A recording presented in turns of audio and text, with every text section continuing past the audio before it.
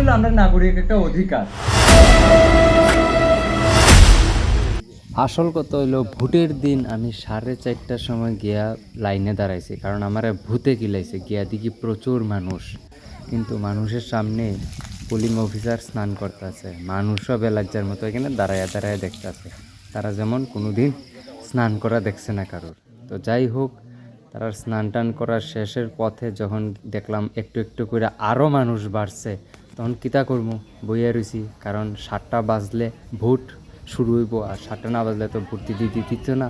ভাবছিলাম যদি তাড়াতাড়ি যাই তাহলে তাড়াতাড়ি ভোটটা দিতে পারবো, কিন্তু কিচ্ছু করার নাই। প্রচুর মানুষ সকালেই আইয়া লাইনে দাঁড়াইয়া রয়েছে। তো সবাই ভাবছে সকালে যাইমু, সবাই একই লাইন লইয়া লাইছে। অবশেষে ভোট দিয়া বাইরিলাম 8:30টার সময়। তারপর দেখলাম আরও মানুষ আইছে, প্রচুর মানুষ আইছে, তখন বাজে 8:30। তো যাই হোক, ভোট দেওয়ার পর আমি রেডি হয়েছি, কারণ আমার যাইতে লাগবে একটু শ্যুট করতে লাগবো আরও বিভিন্ন জায়গায় যে ভোট হইতেছে, কারণ সুনীলি ত্রিপুরা নিউজের মধ্যে একটু কাজ করি। এরপর আইলাম ঘাগড়াছড়া, আইয়া দেখলাম এখানেও প্রচুর লোক জমা রয়েছে। তো ওখানে আমরা আইসলাম ঘাগড়াছড়া 20-21 নং ভোট কেন্দ্রে। আমরা ভোট কেন্দ্রের কিছু ফুটেজ লইছি, ফুটেজ লইয়া ওখানে যাইতেছি গা। তারপর আইলাম ছইল্যাংটা ক্লাস 12 স্কুলে। এখানে মডেল পুলিং স্টেশন বানাইছে, দেখে খুব ভালো লাগছে, ডিজাইনও খুব সুন্দর হয়েছে। এখানে কিছু ফুটেজ লিয়ে এরপর গেছি গা রঞ্জিতের বাড়ি গিয়ে সেটা কিছু আড্ডা দিল। আচ্ছা তুমি বাটাত খাও, বাটাত খাই রেডি আমরা লালচরা যাই গা। লালচরা নি যাইবা? ভোট দিলে কি হবে? আরে ভোট দিলে কি হবে? আমি এটা প্রশ্ন করি সবাই। ভোট দিলে কি হবে? ভোট হইলো, তুমি প্রশ্ন করছো যে ভোট দিলে কি হবে? ভোট হইলো আমরা নাগরিক একটা অধিকার। না কোশি কোন কি তো আনি। হ্যাঁ, তুমি তো পাশে সেটা ফোন কইলা, এটা একটা কথা হইলো। না কিচ্ছু হবে। মানুষ তো কইবই, ভালো হইলেও মানুষ কইব, খারাপ হইলেও মানুষ কইব, মানুষের কাজই পাওয়া। যেহেতু আজকে লোকসভা ভোট, তো সকাল সকাল 4:30টার সময় ঘুম থেকে উঠটা 5টার সময় লাইনে দাঁড়াইছি।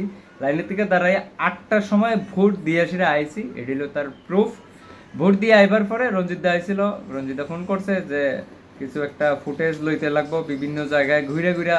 এখনো বাইরে গেছি গা, কিছু ফুটেজ লইছি। ওখানে আমি আইয়া রঞ্জিতার বাড়িতে বইছি, একটু জল টল খাইছি। রঞ্জিতা ভাত খাইবো, ভাত খাই আসিরা এরপরে লালচরের দিকে যাবো। তো তোমরা ভিডিওটা দেখতে থাকো। এই যে কিতা গুলা গুলা জ্বলাই না দিছ?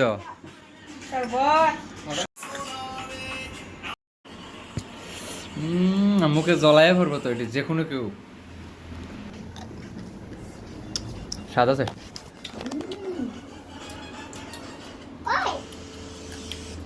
অনেক গরম, ঘুমার জন্য একটু খাইতে টেস্ট।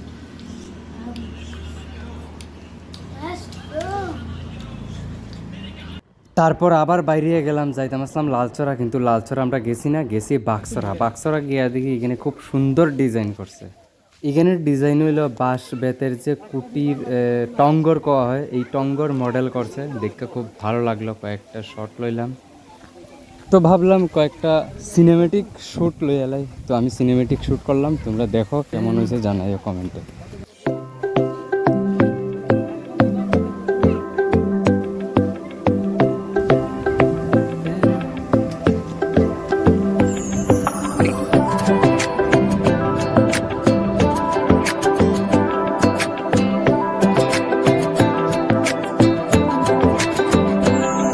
মোটামুটি আজকে অক্ষণে শেষ হয়েছে সব কাজ।